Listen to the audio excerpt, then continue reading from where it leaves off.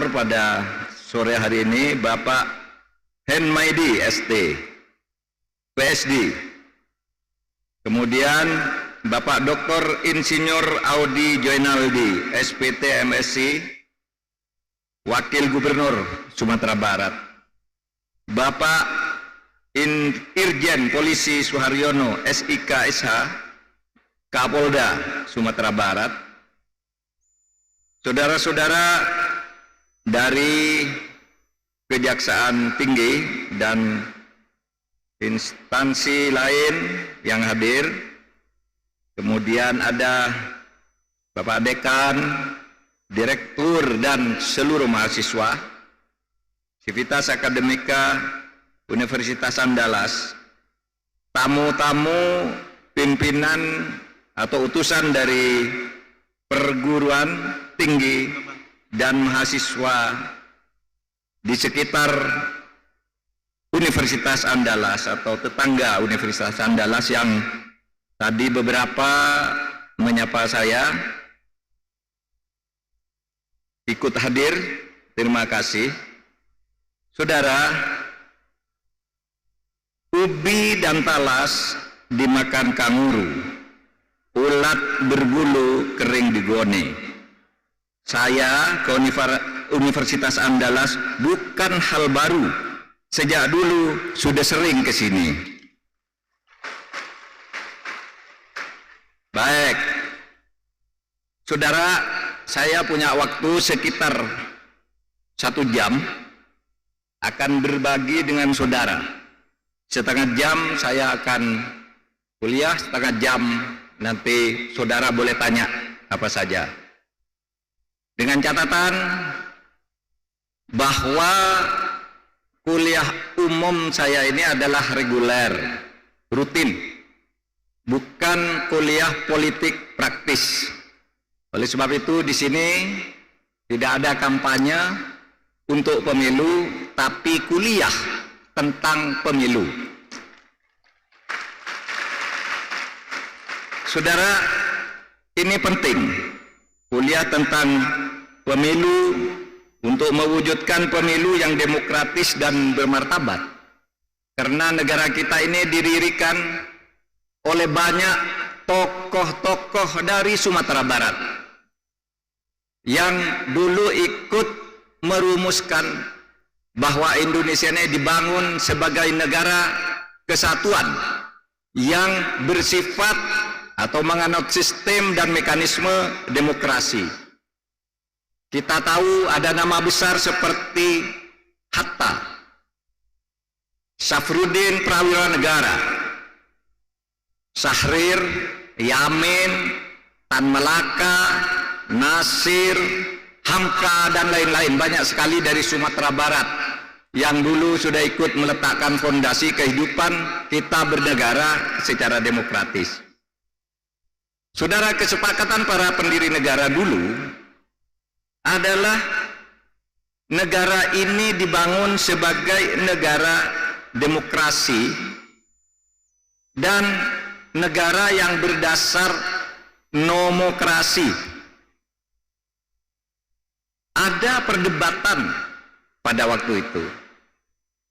Apakah negara kita ini akan dibangun sebagai negara demokrasi atau dibangun sebagai negara kerajaan, monarki, di mana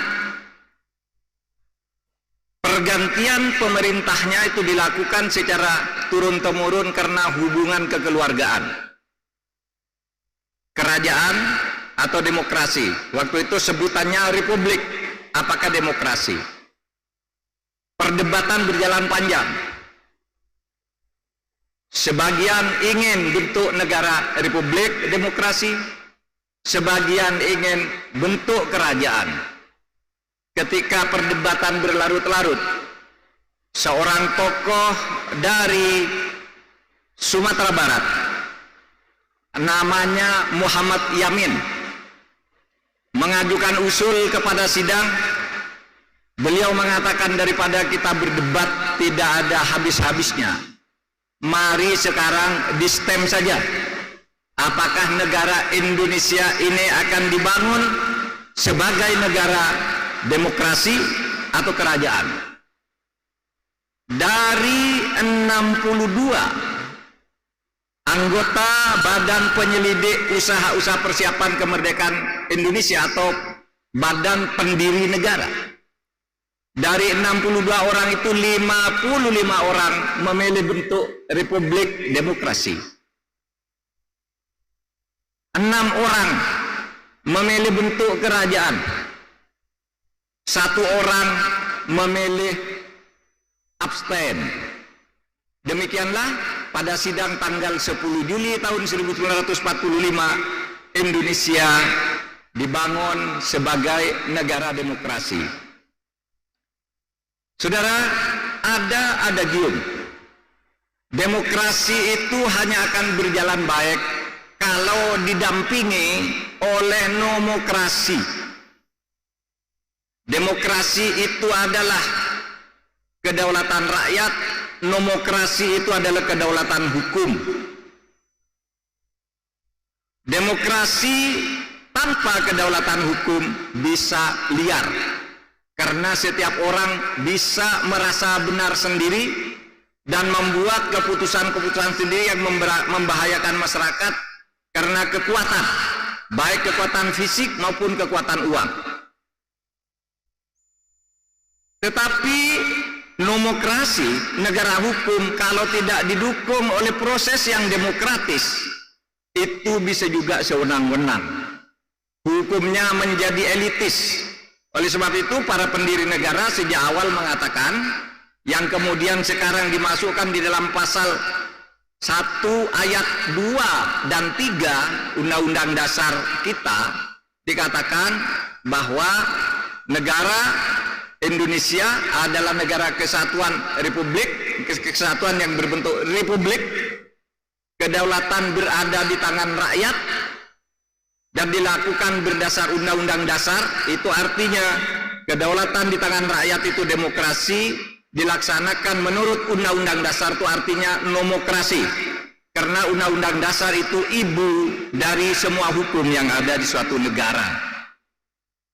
Lalu di pasal 3 atau di ayat 3 disebutkan Indonesia adalah negara hukum.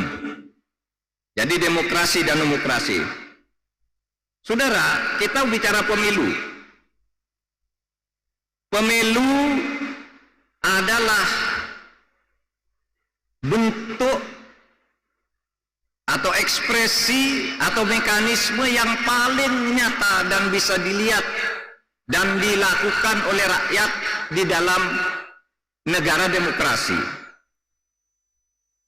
Oleh sebab itu, maka kita menggariskan karena pemilu itu adalah penggunaan hak rakyat yang paling mendasar, maka pemilu itu harus dilakukan secara bermartabat, yaitu demokratis. Demokratis itu artinya setiap rakyat diberi kesempatan untuk menyampaikan atau mengajukan atau menentukan pilihannya. Pemerintah dan penyelenggara harus jujur dan adil. Begitu juga para peserta pemilihan umum. Artinya kita semua harus bersikap sportif. Dengan demikian, pemilu yang bermartabat itu adalah pemilu yang harus sesuai dengan nilai-nilai yang kita anut sebagai bangsa, dengan etika dan dengan aturan hukum. Jadi ada nilai, ini pemilu bermartabatnya, ada nilai yang kita anut, kemudian ada etika, kemudian ada norma atau aturan hukum.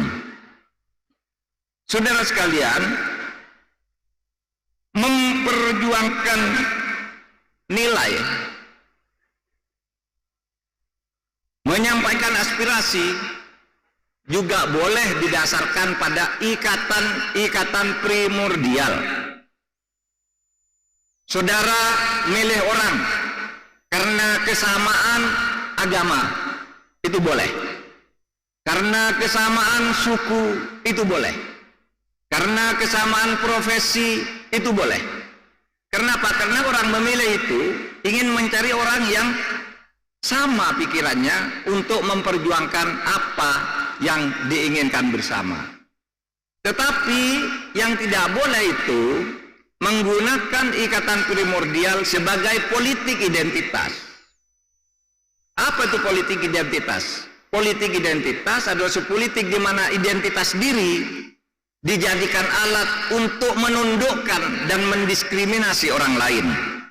Misalnya, saya suku Jawa. Kalau saya menang nanti orang Batak saya singkirkan. Saya orang Hindu. Kalau saya menang orang Islam saya sikat. Saya orang Islam. Kalau saya menang orang agama lain disikat. Itu tidak boleh. Tapi kalau saudara memilih berdasar kesamaan agama, boleh, karena wakil-wakil saudara dan calon pemimpin saudara itu akan membawa aspirasi bersama. Saudara sekalian, kalau berbicara aturan-aturan atau demokrasi di dalam pemilu, itu aturannya sudah lengkap. Harus begini, tidak boleh begitu, syaratnya begini, dispensasinya begini, jadwalnya begini, semua sudah diatur. Oleh sebab itu, maka pemilu itu harus dilaksanakan sesuai dengan aturan-aturan. Ya. Sesuai dengan aturan-aturan itu artinya, kalau tadi saya dapat pepatah gitu dari teman saya yang dari Padang itu, saya diberi tahu begini nih caranya. Apa? Semuanya nih harus tunduk. Alua samu diturui, jalan samu ditempuh. Aturan hukum harus dilaksanakan secara adil tanpa pandang bulu. Oleh sebab itu di dalam pemilu nanti para penyelenggara harus adil. Siapa tuh penyelenggara pemilu? Penyelenggara pemilu itu KPU, Bawaslu, kemudian DKPP. Aparat pemerintah harus netral. Siapa itu? Kalau di dalam undang-undang itu disebut ada 3 unsur: TNI, Polri, birokrasi.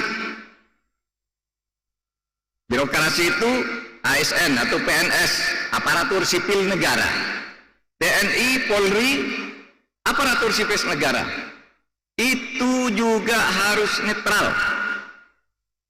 Tidak boleh memihak ke salah satunya, karena tindakan seperti itu melanggar ketentuan di dalam Undang-Undang Nomor 17 Tahun 2007 tentang Pemilihan Umum.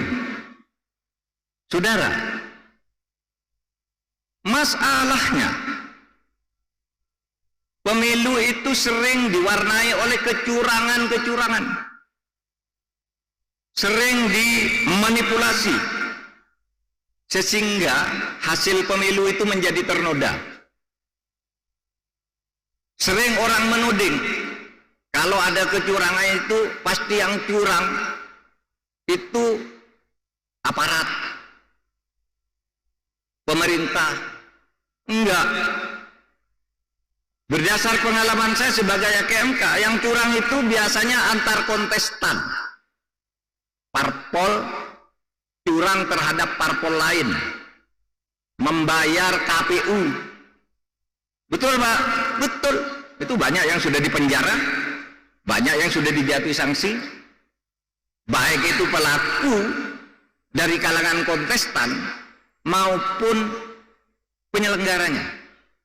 Ada KPU yang dipecat, ada KPU yang masuk penjara, ada Bawaslu yang kemarin nih di satu tempat di Sumatera ini baru di OTT. Bawaslu belum apa-apa sudah melakukan tawar-menawar. Itu kecurangan. Bisa terjadi dari penyelenggara, parpol dan kontestan. Tapi bisa juga dari ASN. Bisa dari TNI, bisa dari Polri. Itu berdasar pengalaman banyak. Oleh sebab itu saya ingin mengingatkan satu perintah Presiden Republik Indonesia. Belum lama ini sudah mengatakan pemilu supaya disahkan secara judul adil, demokratis, tenang, damai. Saya ingatkan juga bunyi Undang-Undang nomor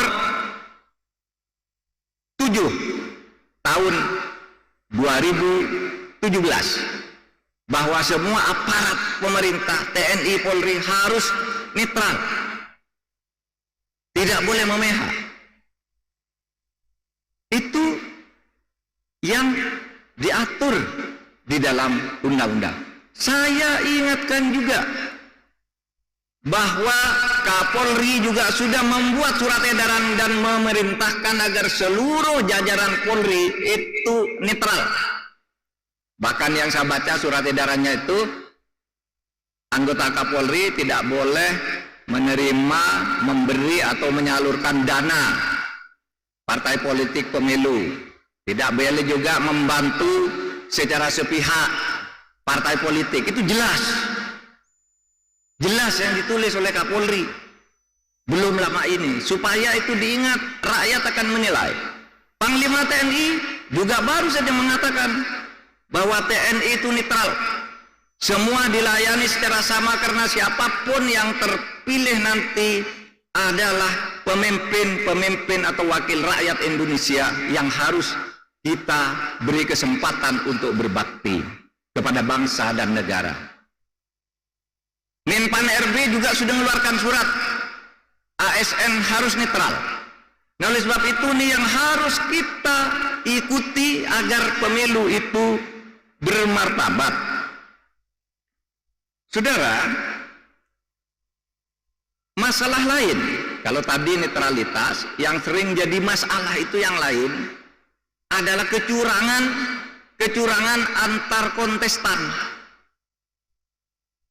Jadi beda pemilu sekarang dengan pemilu di zaman Orde Baru. Kalau di zaman Orde Baru dulu, yang curang itu pemerintah terhadap kontestan. Sekarang kontestan lain curang terhadap kontestan lain. Partainya ini, ya, saya, misalnya nih, saya ikut pemilu bersama Pak Yuliandri, gitu. Kemudian ada juga Pak Suharyono misalnya. Pak Yuliandri misalnya mendapat suara 30.000. Untuk memperoleh satu kursi suaranya harus 35.000. Saya mendapat 2.000. Saya dapat 2.000, Pak Suharyono mendapat 4.000. Pak Yuliandri tidak bisa masuk, Pak Haryono tidak masuk, saya tidak bisa masuk. Lalu Pak Yuliandri itu membayar Pak Haryono dan membayar saya jadi 36.000 masuk dia. Itu contoh kecurangan yang sering muncul di pengadilan pemilu. Belinya ke siapa tuh? Memindahkan suara-suara yang tidak masuk lalu dijual ke yang paling besar agar masuk tuh. Belinya kepada PPS, KPPS, kelompok panitia pemungutan suara. Beli di situ. Transaksinya di situ. Itu berdasar pengalaman. Oleh sebab itu yang berperkara terkadang antara satu orang dari satu partai terhadap temannya sendiri yang satu partai, karena suaranya dicuri lalu dijual. Ini yang harus diawasi. Kemudian juga tidak jarang di TPS itu panitia pemungutan suara, PPS, itu juga jual beli juga. Sehingga saudara, ya, diharapkan saudara ini menjadi pemantau semua. Mungkin Pak Rektor bisa mengkoordinir agar membentuk barisan-barisan pemantau ke setiap TPS. Memantau, diviralkan aja. Ini hitungannya di TPS sekian ada masalah, viralkan langsung. Nanti akan disediakan di pusat perhitungan yang netral. Laporan nih, laporan yang datang dari masyarakat ini. Sekarang kok di kecamatan berubah, kok di kabupaten berubah? Di mana ini masalahnya? Akan ketahuan. Saudara, bukan hanya itu. Kalau cara penghitungan mungkin lebih gampang dikontrol seperti itu. Misalnya Pak Rektor nyediakan 100 HP, udah kamu ke 100 TPS, nanti perhitungannya dijepret, potret, divideokan, hasilnya terakhir bagaimana, kirim ke pusat penghimpun data netral di Jakarta. Itu gampang kalau cuma begitu. Tetapi proses menuju pencoblosan itu juga harus dikawal, bukan hanya di TPS. Karena terkadang kecurangan terjadi di sini, di proses-proses menuju tanggal pencoblosan. Saudara, ini semua saya katakan agar pemilu kita itu bermartabat. Nah, saudara sekalian, hal lain yang terakhir ini adalah banyaknya hoax. Hoax itu berita bohong. Berita bohong itu fitnah. Caranya bagaimana? Caranya ya dibuat berita palsu atau memotong kalimat orang. Gitu. Misalnya, kalau saya mengatakan begini, saya minta izin Pak Rektor karena saya takut di Unhas ini terjadi kecurangan pemilu. Lalu dibuang kata, karena saya takutnya itu dibuang. Sehingga saya bilang ke Pak Rektor, mohon izin Pak Rektor, di Unhas ini terjadi kecurangan pemilu. Clickbait. Dua kata dipotong lalu menjadi kalimat-kalimat yang hoax. Saya pernah mengatakan begini, DPR tidak setuju LGBT itu dilarang oleh undang-undang. DPR tidak setuju LGBT itu dikriminalisasi di dalam kitab undang-undang hukum pidana, karena menurut DPR LGBT itu adalah kodrat. Di dalam diskusi di DPR itu kodrat manusia, LGBT itu.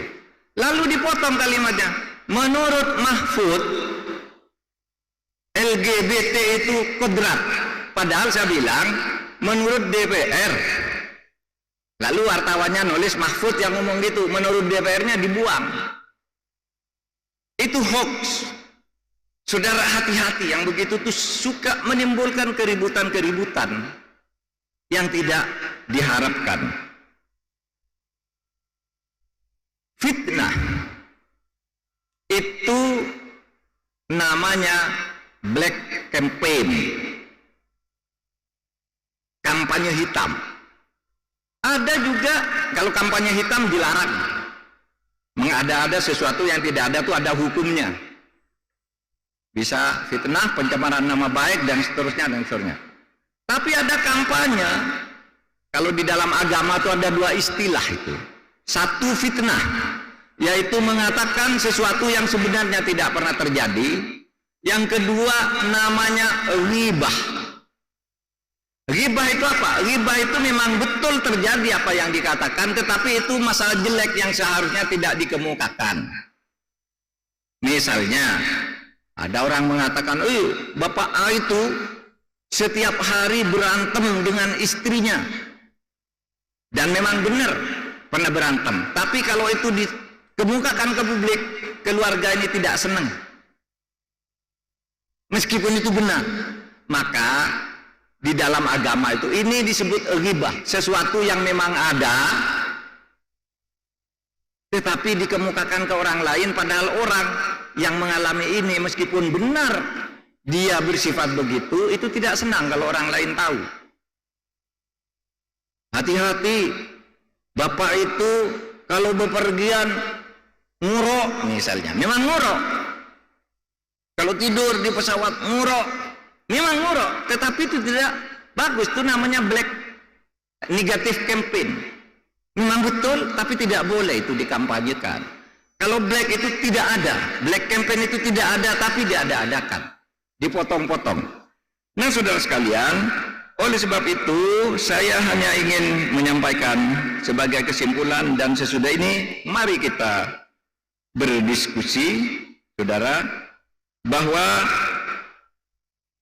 khusus untuk para mahasiswa dan kita semua yang hadir sini, mari kita kampanyekan pemilu ini agar setiap warga negara yang mempunyai hak untuk memilih,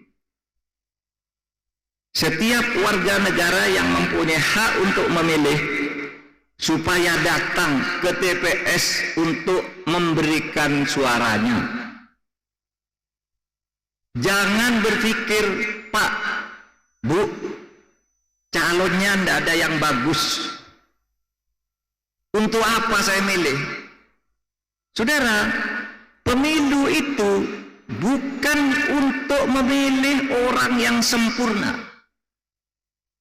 Pemilu itu adalah memilih orang-orang yang dianggap lebih baik dibandingkan yang lain, atau orang-orang yang jeleknya lebih sedikit dibandingkan yang lain.